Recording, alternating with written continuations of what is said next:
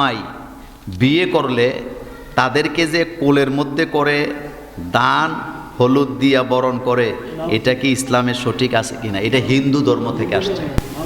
কোন ধর্ম থেকে আসছে? মানে নির্লজ্জতা কারে কয়? আপনি আরেকটা মহিলারে কোলে লয়ে লইতে, দুলাভাই বলে শালিরে কোলে লয়।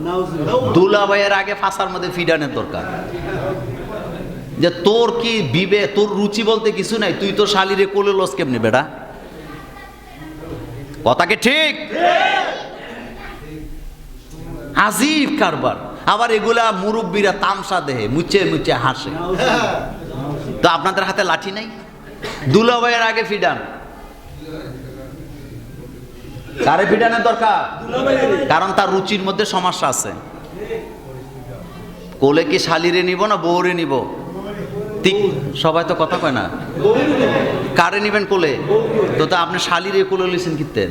শালির হাতও ধরা যাবে না, এটা হারাম। এটা কি হারাম? হারাম হারাম 100% হারাম, এটা জায়েজ নাই।